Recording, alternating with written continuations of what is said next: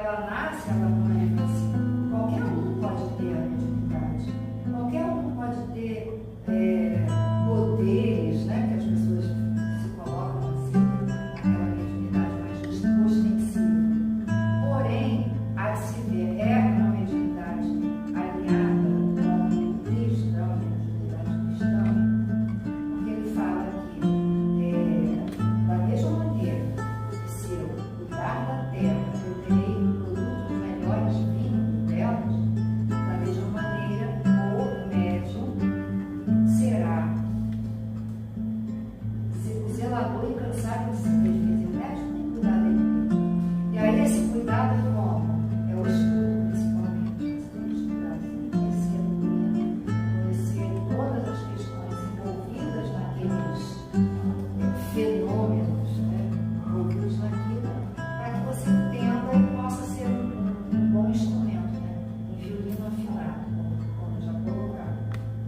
E essa última informação do humano, ele diz: e médio algum se esqueça de que a terra boa, abandonada, e a praga e a serpente, espelha de inimigo do inferno. Muitos médios, se nós não nos cuidarmos, não nutrirmos a nossa terra, não nutrirmos o nosso corpo medicamentoso, assim, nós estaremos à mercê de pragas, serpentes, espinheiros, tiririca, da pior espécie. Seremos utilizados pelos espíritos não tão piores quanto nós mesmos, os espíritos mais inferiores. Estaremos, como o Estezinha falou na palavra, estaremos falando o erro, mesmo como a gente estudou na quinta-feira, falamos do erro, mesmo envolvidos em palavras bonitas, em uma voz adocicada, mas é uma ideia errônea, fora da ética, fora do correto. Seremos péssimos médios, embora tenhamos, às vezes, até muitos poderes, mas seremos péssimos médios, estaremos fazendo mal a nós mesmos, porque a mediunidade é uma prova e a gente tem que utilizá-la da melhor maneira possível para conseguir a nossa necessidade maior, que é a nossa melhora íntima.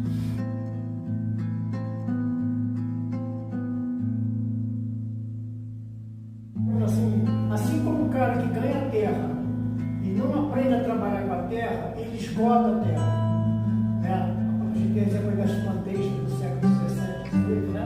Eles exauriram a terra de tanto plantar a mesma coisa. Então a mesma coisa, o médium também, que não se educa, não aprende a trabalhar com a mediunidade dele, não se instrui, não lê, vai também decair como a terra. Então aí a gente pode usar aquela frase, né? Comparando as duas coisas, a colheita é livre. Mas a semeadura é livre, mas a colheita é obrigatória. Então... Beleza, então vamos para a A mediunidade, ela é orgânica. A gente chega aqui com o corpo programado para isso, né? Então, educar-se é uma proposta que já chegamos com ela, em todos os sentidos. Dentro do cristianismo, o mandamento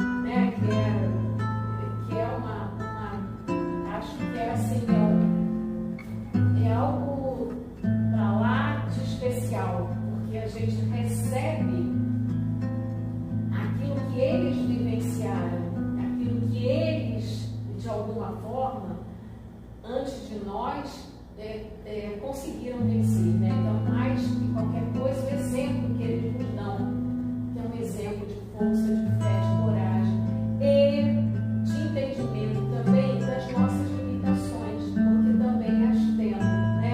Mesmo sabendo de tudo, entendendo, temos a informação, e a informação só vai fazer efeito em nós se a gente faça abrir para isso.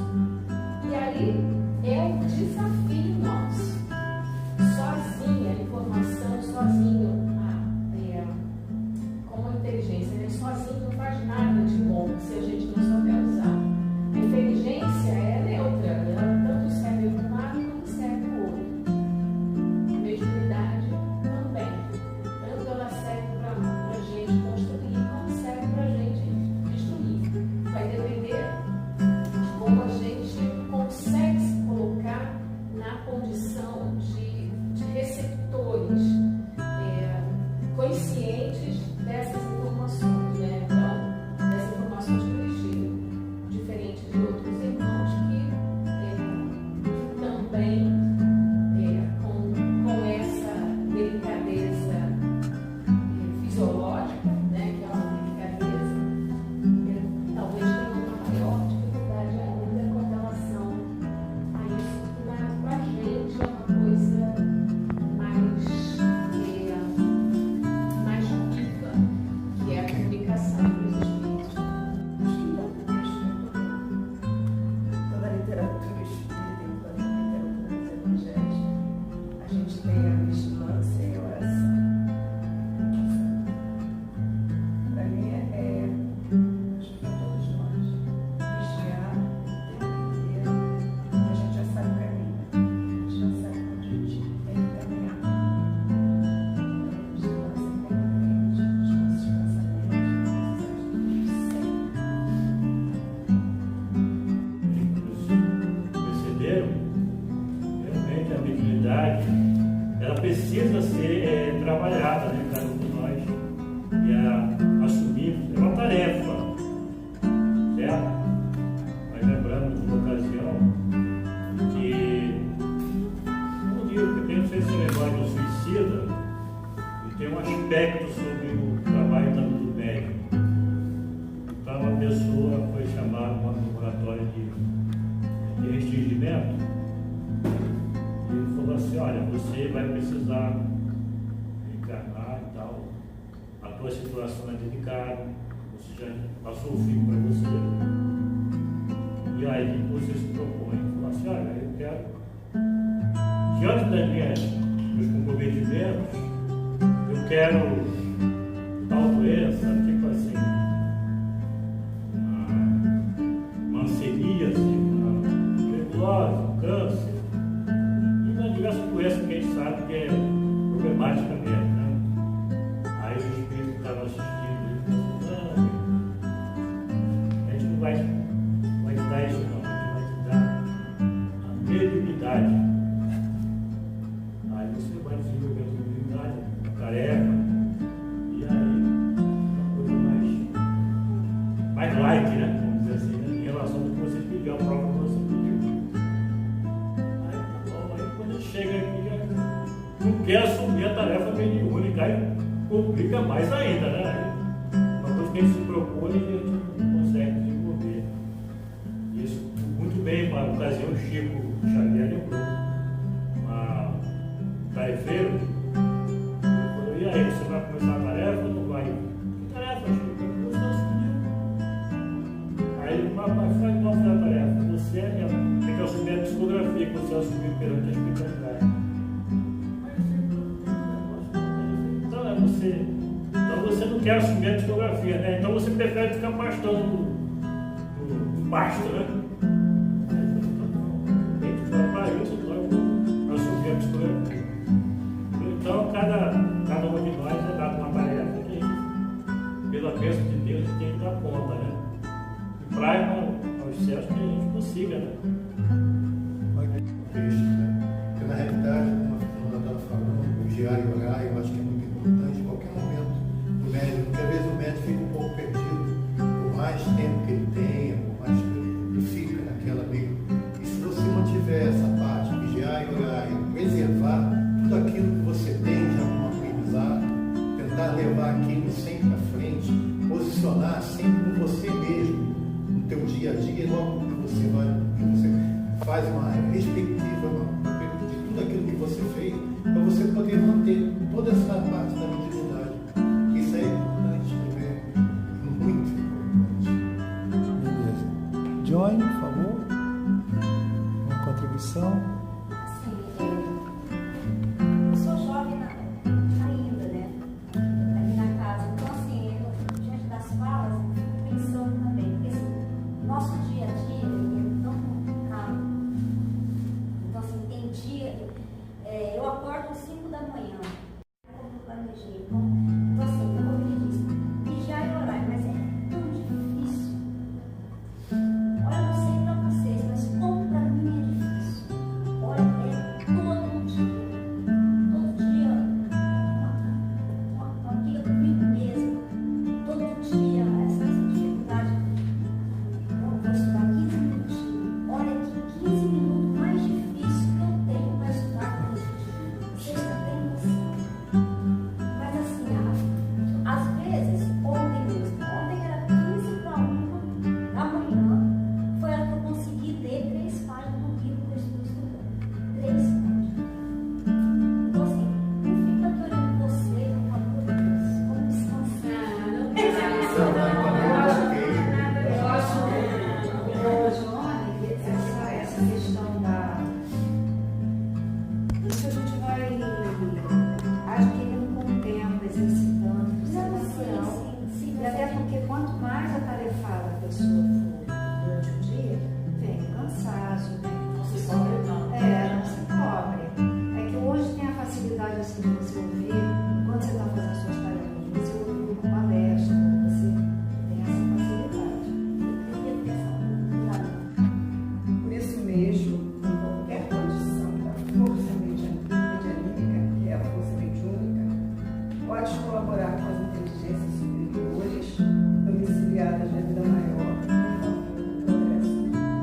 Então, nós estaremos cooperando com a espiritualidade superior, com médios, fazendo essa ponte, né? Nós aqui, a espiritualidade superior, nos dirigindo, mas a gente atento, vigilante e produtivo, né? Para que a gente possa ser um bom instrumento. Se tem dificuldade para compreendermos a assertiva de vários campos de ação da própria terra, em que o serviço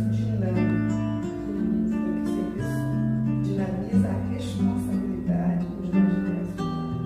O serviço dinamiza a responsabilidade. Aí tem aí o levantamento do prédio do lugar, dever comum, agora consciente da sua tarefa, trabalha com o espírito dirigente do mestre de obra. Este trabalho com o espírito do arquiteto que planejou o edifício, e o arquiteto trabalha com o espírito do urbanista que institui o gabarito da cidadania. Na escola, o professor de determinada disciplina, embora consciente da sua função, age com o espírito do diretor imediato. O diretor age com o espírito do técnico de ensino, e o técnico de ensino age com o espírito das autoridades que presidem os serviços da educação. Uma conexão incrível, né? Um sempre depende do outro, nessa conexão, esse intercâmbio, né? Aí tem agora uma parágrafo sem sequência. Medita no assunto, perceberás que é muito difícil te movimente sozinho nesse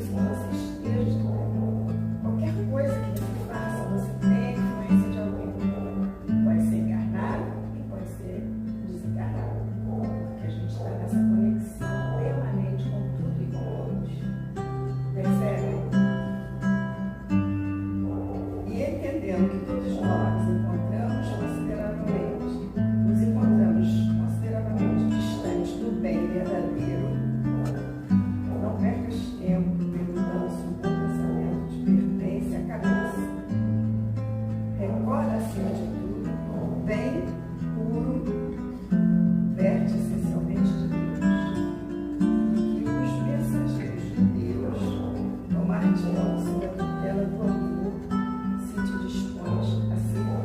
E o que você faz vendo a Ione, que está no tumulto da vida, que ela está servindo, que você está servindo. Que todos nós estamos servindo em tudo que a gente faz. Você fez o teu trabalho, você está servindo a tantos, é mais chamar. A quantas pessoas você não beneficia? Então, ó, você está sendo um instrumento de Deus. Você está ótima, maravilhosa, não precisa mais que isso. Você está ótimo, totalmente isso. Qual é a nossa conexão? Para onde está indo a nossa conexão, a nossa sintonia? Onde a gente está? Isso aqui precisa realmente de Deus. Porque as pessoas ficam se dependendo totalmente da espiritualidade, mas ela não faz a parte dela. Isso aí eu acho que é chamada do texto, né? Tipo, é um trabalho em conjunto, não é só os espíritos, é você também. Perfeito. Mais uma vez em cima disso que você está falando, Obrigado. super legal. Somos espíritos. Todos, né? Então, se a gente consegue internalizar essa verdade, por acaso estamos encarnados. Então, a tarefa, da iniciativa, do companheirismo, de chamado para essa casa foi o samaritano precisa de você, ou presente. Né? O chamado foi exatamente colocar a gente para alguma coisa que a gente possa estar fazendo, não necessariamente o que eles estão fazendo, né? E a gente sabe disso. Beleza. Passou a obsessão da medida, que o livro dos Espíritos, 29 perguntas e respostas, ele é o nosso, como é que fala mesmo?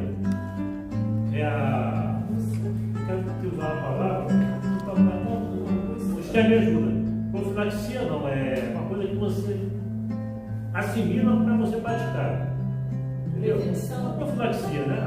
Prevenção. A prevenção, exatamente. Previne você não cair na obsessão do livro dos Espíritos. E o Evangelho cura. Certo? Porque o Evangelho é evangelizar a gente mesmo. Certo? Não, evangelizar é condição sine qua non para a gente evitar a obsessão. Entendeu? É fundamental. Porque se você evangeliza, você ama. O Divaldo enfatizava muito sobre o amor, precisava amar. Aí já foi falou isso da prevenção, porque é amar. Jesus não foi O próximo como a ti mesmo. Não, o próximo como a ti mesmo. Exatamente. Então essa condição é primordial para todos nós. Então a evangelização é isso, é aprender a amar.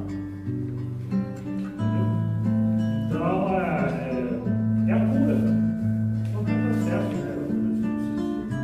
Acho que não só precisa mais os males que nos afetam, né? Entendeu? Claro que nós estamos falando de obsessão, é uma coisa muito importante, mas é isso mesmo. Ok, alguém pode dar. Olá! A nossa querida casa, Centro Espírita Irmão Samaritano, mais uma vez organizou o encontro dos médiuns e trabalhadores, né?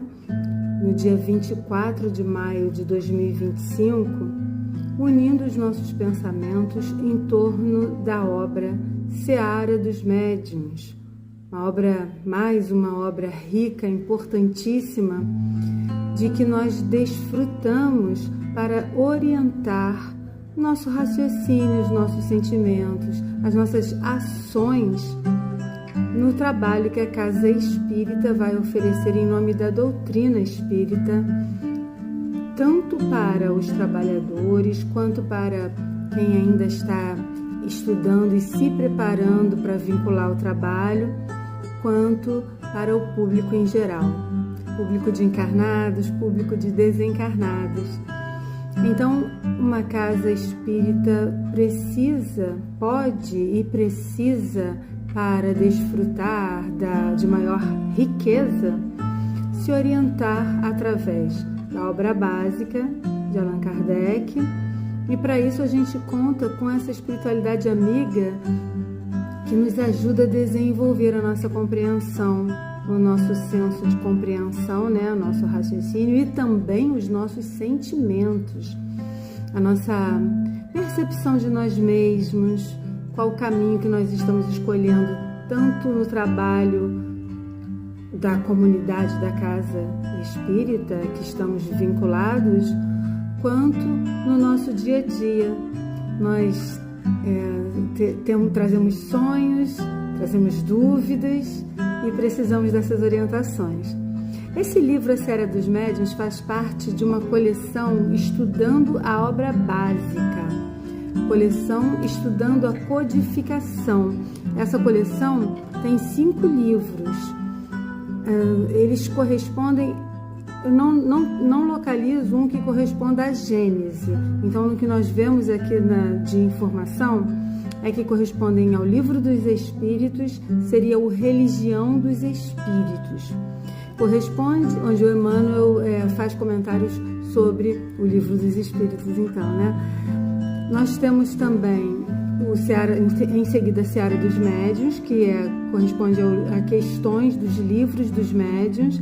Depois nós temos vinculado ao Evangelho segundo o Espiritismo diversos espíritos, Meimei, Amélia Rodrigues, Dr. Bezerra, Hilário Silva, entre outros, escrevendo o livro O Espírito da Verdade, onde eles vão tecer comentários sobre o Evangelho segundo o Espiritismo.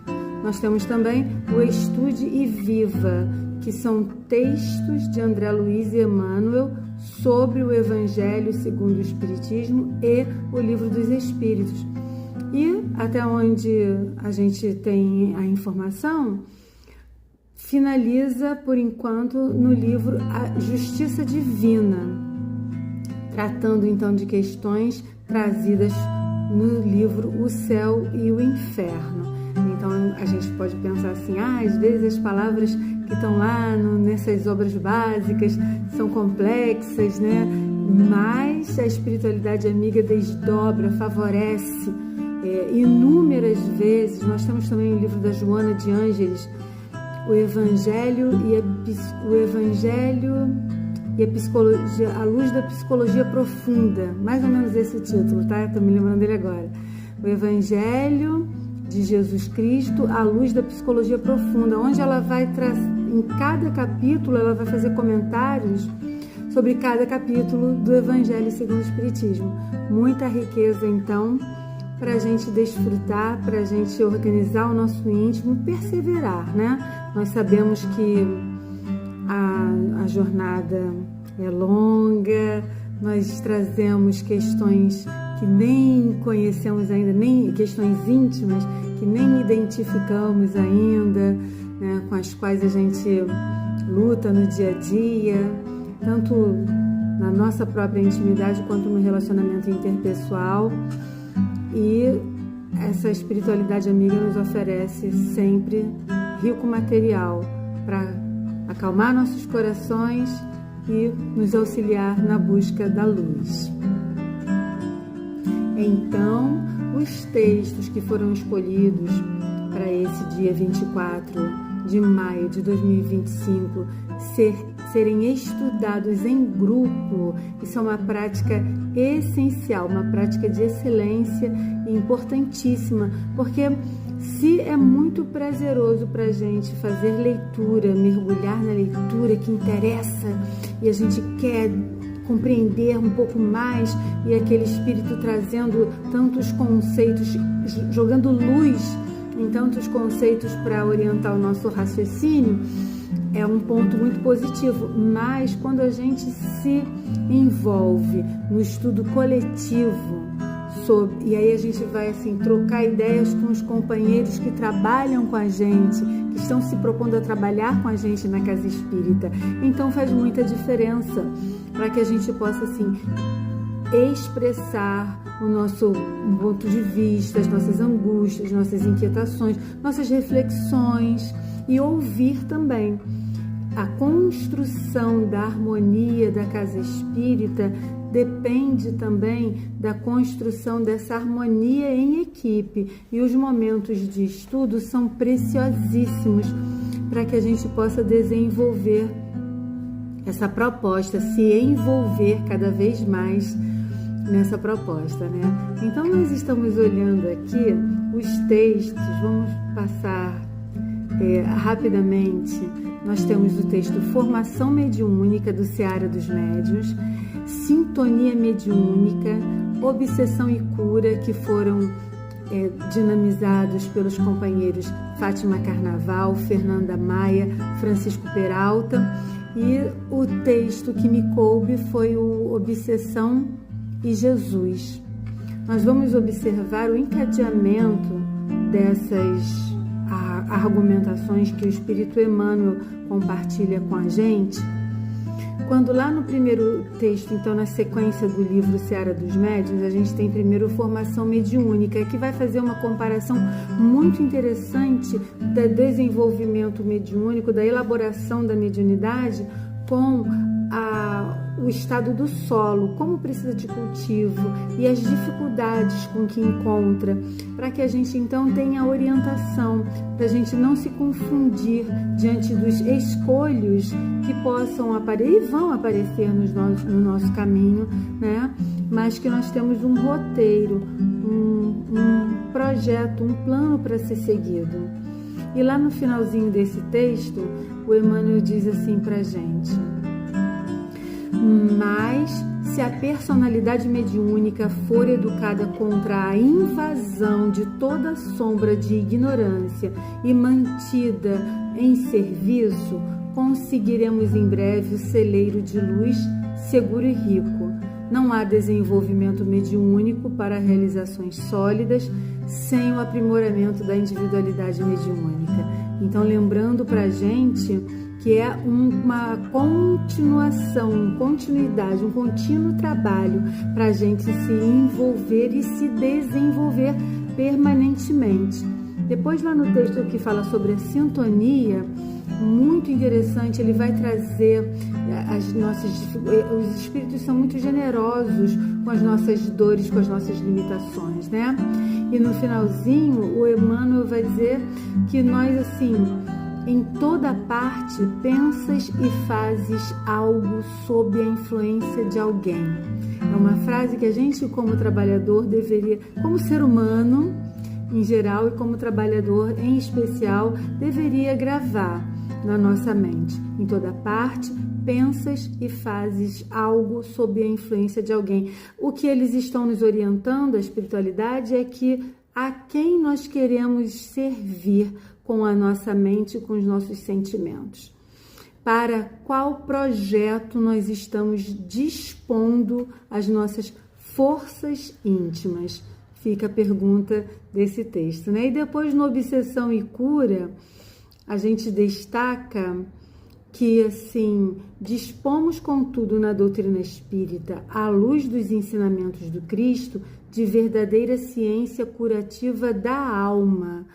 Lembrando para a gente que o Espiritismo oferece material rico, nos identificando como seres em ascensão, em evolução, mas ainda precisando lidar com as consequências de equívocos nossos por conta da ignorância, por conta das escolhas que nós fizemos e poderíamos ter, já podemos refazer, já podemos melhorar essas escolhas, né?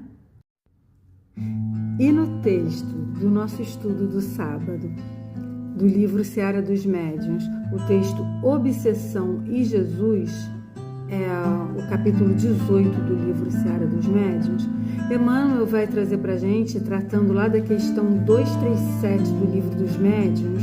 Essa questão é onde Allan Kardec com a espiritualidade vão sinalizar os tipos de obsessão, né? E aí vão dizer para a gente a obsessão simples, a obsessão,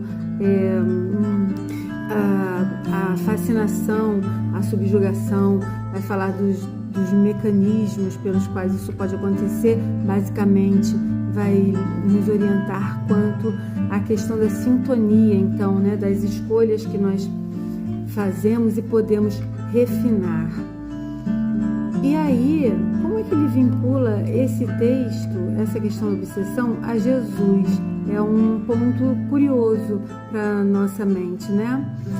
Emmanuel vai destacar do Novo Testamento várias situações em que Jesus é abordado por pessoas que estão buscando ajuda para filhos, né? Para outros companheiros.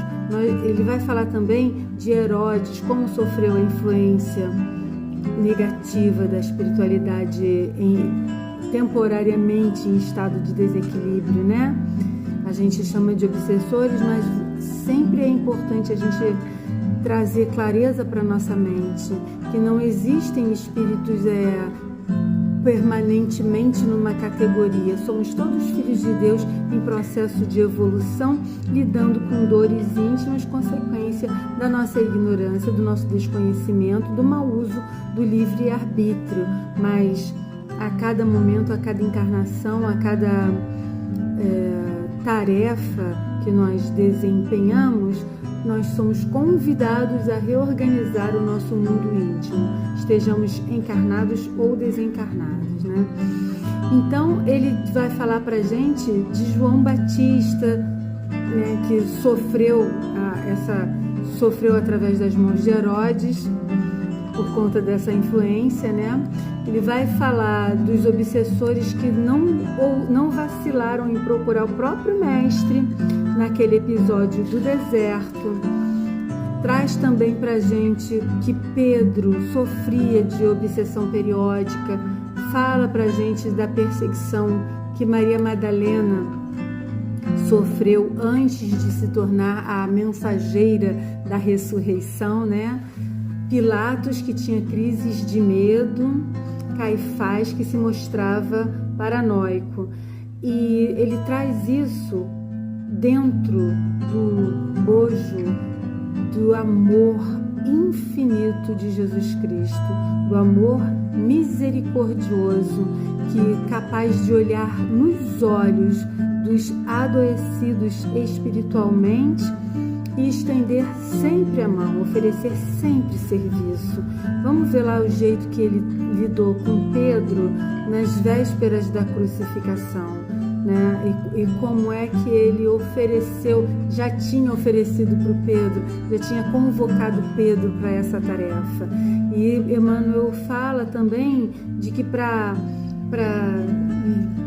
fixar essa lição da caridade, a crucificação se deu entre dois homens que estavam perdidos, né, naquelas atividades, né, de roubo, cada um com um estado de ânimo íntimo diferente.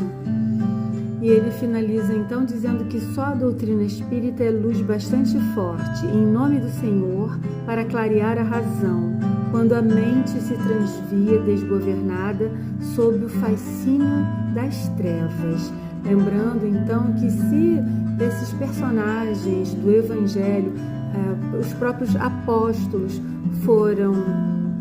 tiveram esse tipo de assédio, sofreram esse tipo de assédio, lembrando então que a nossa história não vai ser diferente.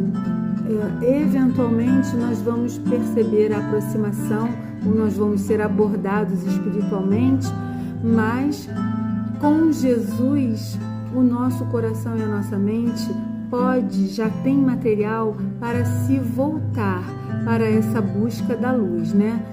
Em busca do esclarecimento e da melhoria das nossas escolhas, para que a gente possa fazer escolhas cada vez mais seguras e assim, não nos intimidarmos diante dos nossos tropeços, das nossas inseguranças, e a valorização do trabalho em equipe, do trabalho em grupo, para que juntos nós possamos nos auxiliar uns aos outros, nos fortalecer, crescer em amizade, fraternidade e muita confiança e alegria também.